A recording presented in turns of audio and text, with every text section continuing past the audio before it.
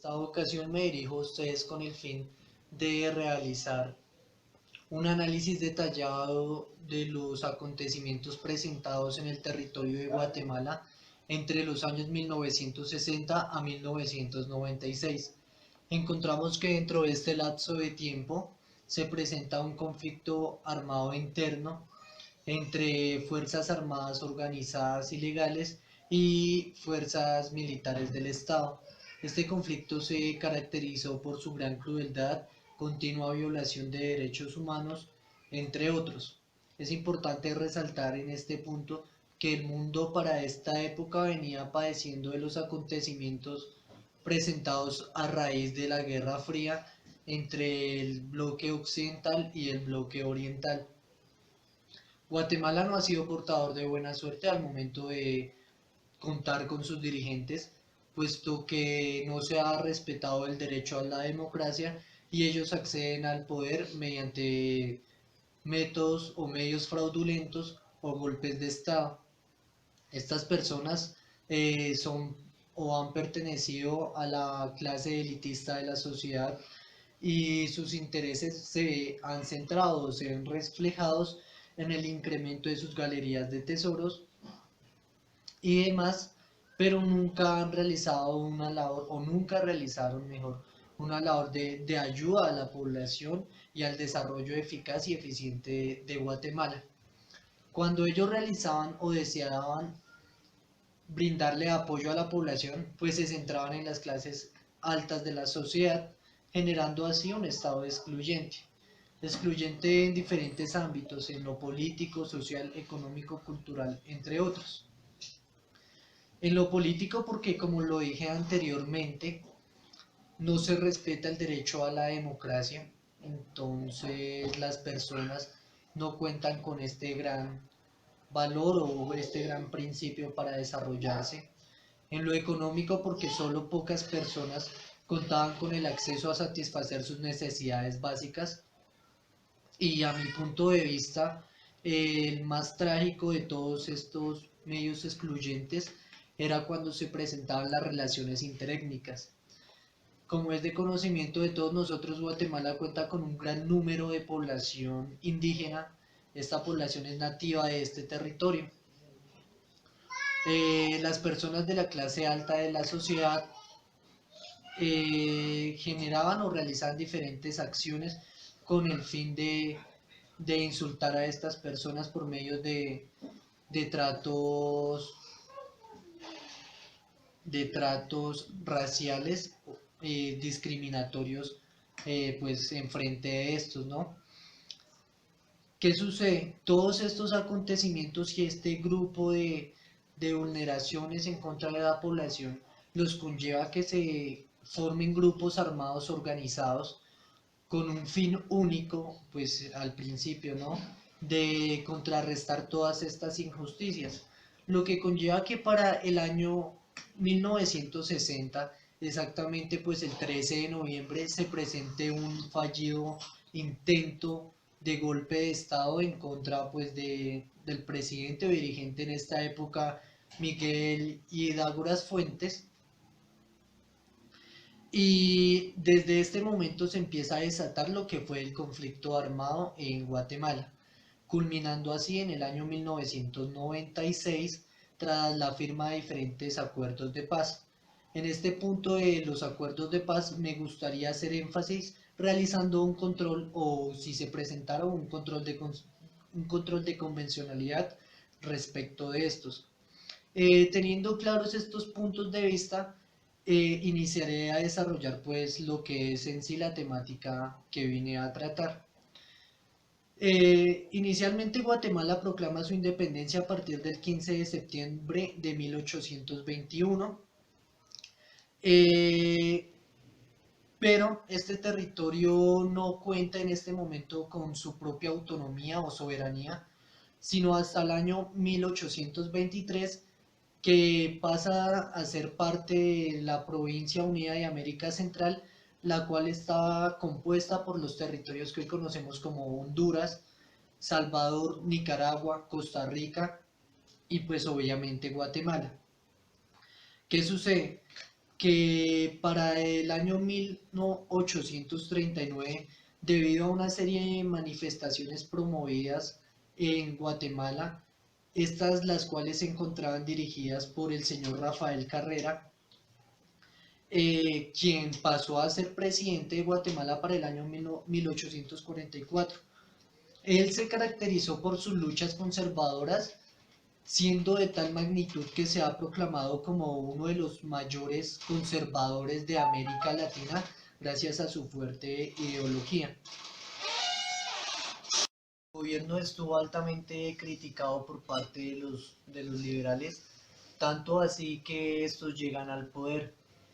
Pero Guatemala venía padeciendo de una situación económica muy fuerte y los liberales no lograron contrarrestar pues estos fenómenos y este tipo de circunstancias. Para el año 1849, Rafael Carrera inicia otra vez una lucha política por medio de un ejército de restauración, que se denominó así, y ya se establece como presidente en 1854. ¿Qué sucede? Después de establecerse como presidente, su gobierno se torna hacia una dictadura, la cual se extiende hasta el año 1865 y este abandona el cargo debido a que pues él fallece, ¿no?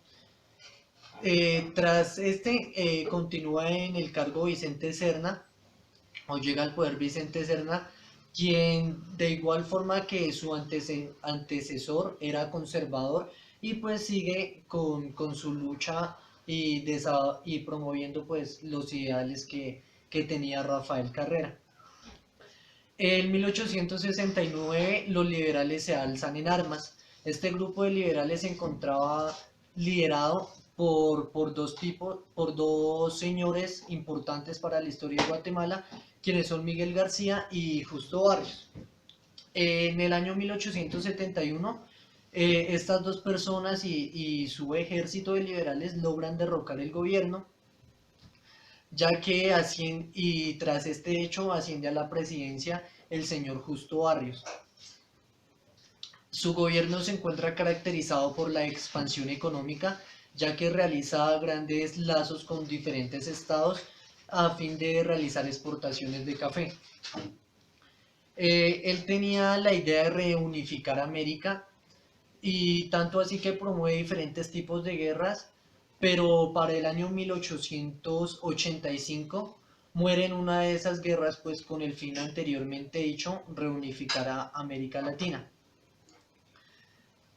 Llega al poder Manuel Estrada, quien de igual forma que su antecesor tiene la misma ideología de expansión económica.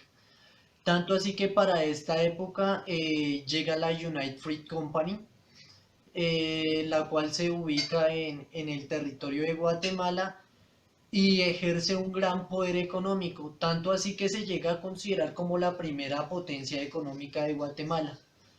Fue tanto el poder que esta compañía, que es de Norteamérica claramente, adquiere, que llega a controlar más del 40% del territorio de Guatemala.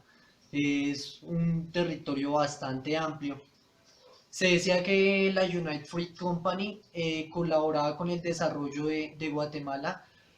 Eso no es cierto, ya que sí es claramente que la United Fruit Company realizaba construcciones de escuelas como por darle un contentillo a la población.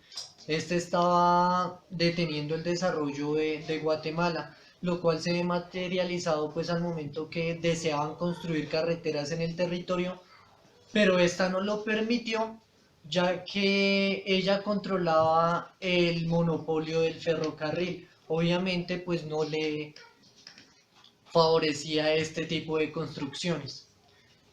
Eh, el poder que la United Fruit Company adquirió o su poder se fue o llegó hasta el año 1944.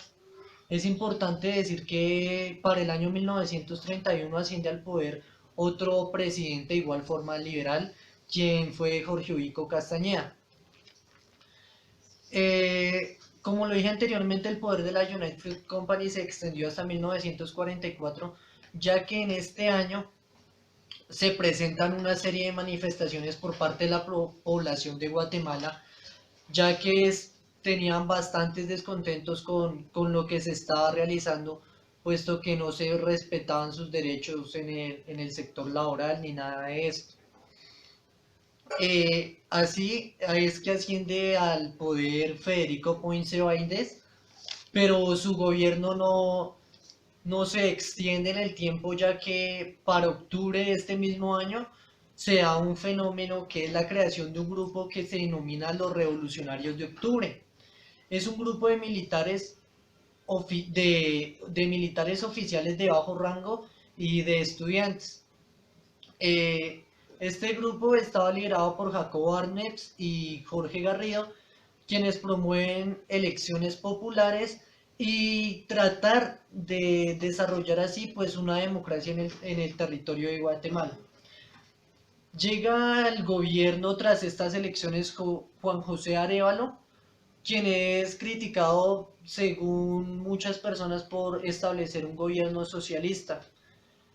Pues a mi parecer este señor y muy importante de igual forma desarrolló una gran labor, puesto que genera diferentes organizaciones u organismos en Guatemala, dentro de los cuales encontramos pues el Código del Trabajo, el Instituto Guatemalteco para la Sociedad, para la Seguridad Social, perdón, y el Ministerio de Economía, entre otras grandes labores que realizó este señor.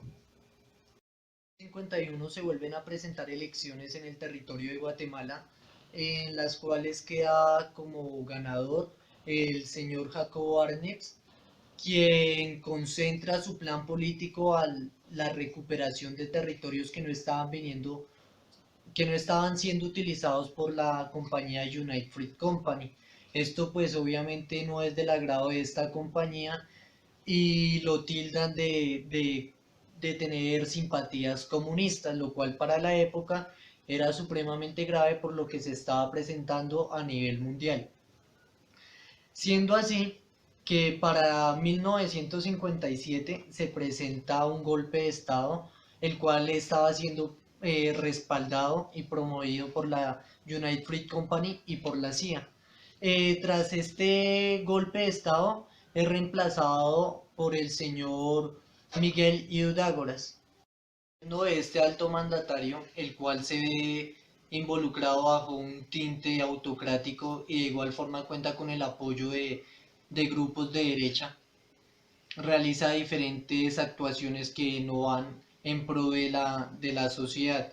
Es importante decir que para el año 1960 llega al poder en Cuba el señor Fidel Castro, y debido a esto se rompen los lazos diplomáticos que venían siendo llevados hasta el momento con Guatemala, y a su vez Guatemala le brinda la ayuda a los Estados Unidos para que cumplan con sus fines invasionistas de esta isla. Cuando estos acontecimientos llegan a la luz, es decir, a la opinión pública, la población queda insatisfecha con lo que se ha realizado y de igual forma empiezan a realizar diferentes grupos de movimientos en contra del gobierno de Miguel Hidalgo. Siendo así que para la fecha se presenta un fallido golpe de Estado y, en el cual participaron militares y estas personas de igual forma argumentaba que se estaba realizando una labor deficiente al momento de dirigirlos. Ellos se veían altamente influenciados por el triunfo de la Revolución cubana y creían que iban a correr con la misma suerte, pero debido a su mala organización al momento de realizar este golpe de Estado, pues no salen victoriosos. El gobierno de Ydágora empieza a perseguirlos, generando que estos busquen ayuda o que Cuba los ayude, y se da tras este grupo de personas protegidas en Cuba que se inicia un proceso de formación de grupos armados que fuesen a combatir hasta los años 1996. Tras las continuas manifestaciones por parte de los grupos revolucionarios en Guatemala, Ágora se ve altamente afectado. En 1963, Miguel Ágora decide realizar nuevas elecciones en las cuales permitiría el ingreso a ellas al señor Juan José Arevalo. Pero ¿qué sucede? El grupo político que lo apoyaba no lo permite y lo sacan del país, dando como por entendido que se culminaba el periodo de gobierno de Miguel Ydágora. Tras este hecho asciende al poder el señor Juan Azurdia, quien era el ministro de Defensa de Miguel Ydágora. Este señor realiza labores de gobierno terribles, puesto que suspende la constitución, la asamblea y demás actuaciones que iban en contravía de lo que se estaba manejando en el territorio de Guatemala. Tras estos acontecimientos, la población realiza diferentes movimientos a fin de contrarrestar su poder, tanto así que para el año 1965 se celebran elecciones y en el año posterior, es decir, en el año 1966, asciende al poder el señor Julio César Méndez. Al principio del mandato de Julio César Méndez, la población tenía la idea o la esperanza de que las labores que se venían realizando cambiaran, puesto que él inició grandes políticas como fue proporcionar vivienda, educación, alimentación, entre otros factores que pues promovían el desarrollo eficaz y eficiente de la población en Guatemala.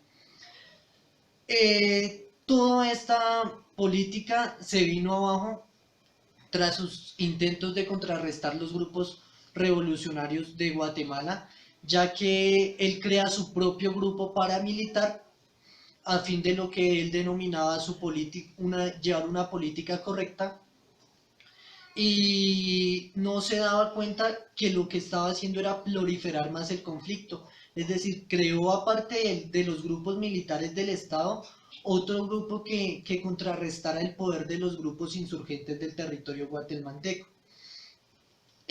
Obviamente los grupos armados organizados al margen de la ley tuvieron que contrarrestar todo este poder y se centraron a realizar ataques en la capital de Guatemala, dirigiendo todos estos hacia la población civil. Se vieron demasiadas personas afectadas durante esta serie de choques entre estos dos bandos. Se presentan una serie de dictaduras en el estado de Guatemala, llenas de un tinte de sangre y crueldad, dentro de las cuales cabe resaltar la de Carlos Manuel Arana, puesto que en el gobierno de este se multiplican los grupos paramilitares y todo con el fin de contrarrestar pues el poder de estos grupos insurgentes. Se genera un nuevo ejército, el cual se denomina el Ejército Guerrillero de los Pobres, el cual estaba conformado mayoritariamente por indígenas y pobres de Guatemala, perdón. Entonces ellos dejan a un lado la ideología que se venía manejando por los otros grupos insurgentes o revolucionarios y tratan de implementar la ideología que se venía propiciando desde México hacia este grupo revolucionario.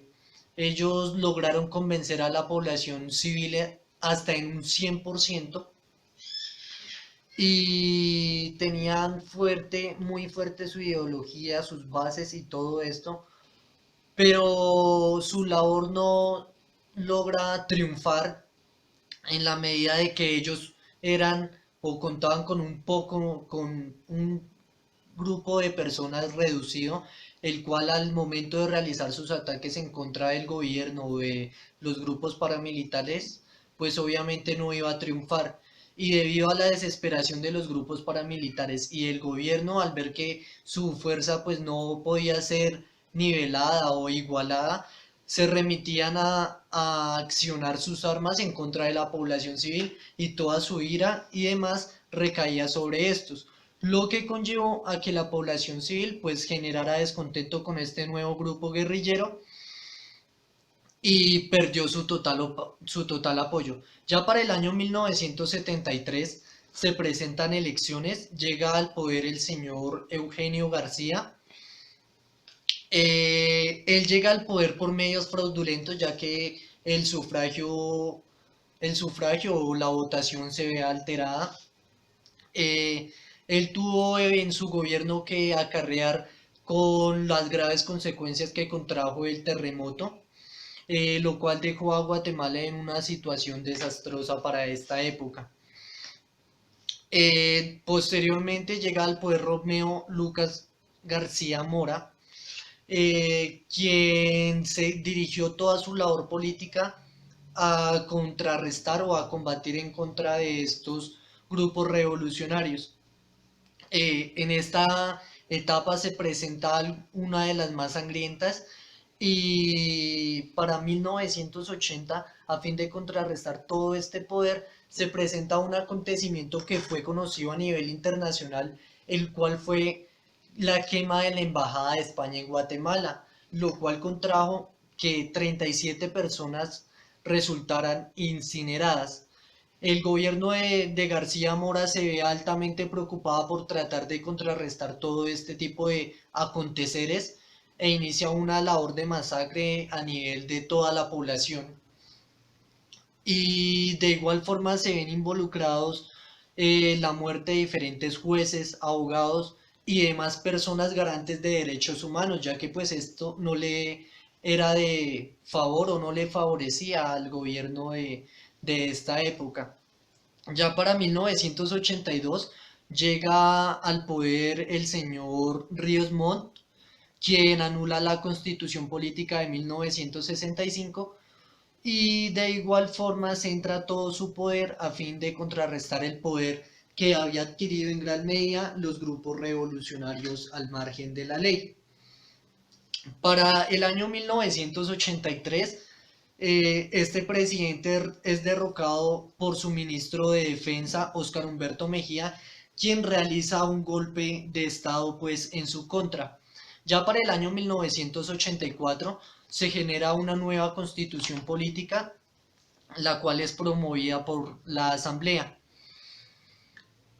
Vuelve a primar, se puede decir, la democracia en el territorio de Guatemala para el año 1986, tras el gobierno de Vinicio Cerezo, quien trata de estabilizar la economía de Guatemala, que hasta esta época había sido una labor desastrosa, disminuye la violencia en el territorio y de igual forma él intenta contrarrestar el poder de los grupos insurgentes, pero ya con métodos y medios legales y legítimos. Esto es muy importante para la época del conflicto.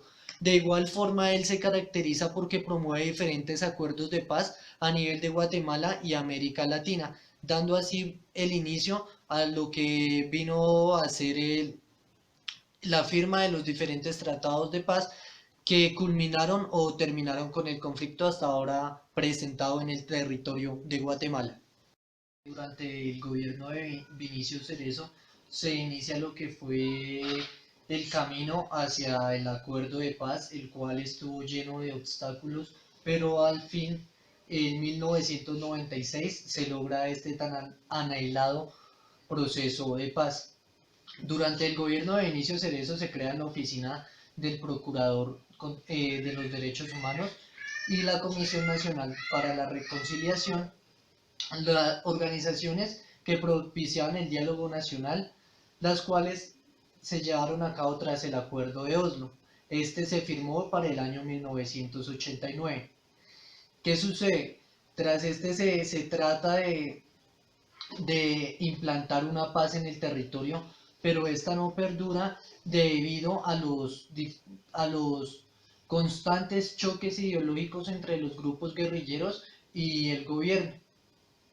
Es así que se inicia nuevamente la lucha, aumentan los índices de pobreza y corrupción en los diferentes ámbitos del gobierno, pero posteriormente se firma el acuerdo de Esquípulas, en el cual pues de igual forma se pretende establecer una paz firme y duradera en todo el territorio de América Latina. Llega al poder el señor Jorge Serrano Elías en el año 1991, el cual tiene como propósito, sanear la economía del país, ya que de acuerdo a los acontecimientos anteriores, Guatemala sufría de un déficit fiscal enorme. Él busca restablecer la paz interna, logrando como grandes acuerdos, entre los cuales se destaca el Acuerdo de México, en el cual se sentaron las bases jurídico-políticas para la desmovilización de los grupos insurgentes combatientes pues en el territorio de Guatemala. De igual forma se establecen los lineamientos para que la Unión Revolucionaria Nacional Guatemaltense se estableciera como partido político. Pausala. No es que de igual forma se establecen los lineamientos para que la Unión Revolucionaria Nacional Guatemaltense se estableciera como un partido político. Eh, Ya para el año 1993 asciende al poder el señor Ramiro León Carpio, quien había desempeñado funciones como la de Procurador General, obviamente del territorio de Guatemala. Él asume el poder y realiza una reestructura del poder constitucional, valga la redundancia.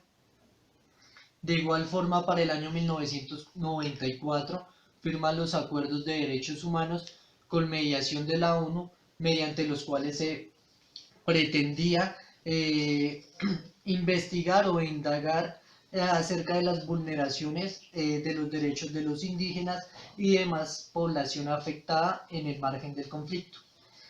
Para el año 1996, es decir, 2 años después, el señor Álvaro Arzo asume el gobierno y tras el poder de él se llega o se concreta por fin la paz en este territorio. Tras los acuerdos que se firmaron en el gobierno de Álvaro Arzo, se establecen 5 ítems, dentro de los cuales encontramos la reparación de víctimas, la desmovilización e integración de los militantes de los grupos armados al margen de la ley. De igual forma, la creación de diferentes normas, la creación de un ordenamiento jurídico que pretendiera la búsqueda de la verdad. Este se lleva a cabo tras el reajuste de la normativa de la Constitución Política, y como acápite final se tiene en cuenta la integración de las comunidades indígenas a la política nacional. Sujeto a este tipo de acuerdos, o ya más en la práctica, se lleva a cabo un control de convencionalidad, en el cual se establece claramente que los acuerdos no cuentan con la mayor claridad si los miembros de la Unidad Revolucionaria Nacional Guatemaltense, es decir, el grupo insurgente, y de igual forma las personas militantes a cargo del gobierno, van a ser castigados por sus crímenes. No se establece mayor claridad de cómo se va a llevar este proceso, ni nada de estos tipos de investigaciones. Es decir, y es triste y lamentable que hasta la fecha no se ha procesado ninguna persona por haber cometido tipos de delitos de lesa humanidad, que atenten contra los derechos humanos de la población guatemaltense.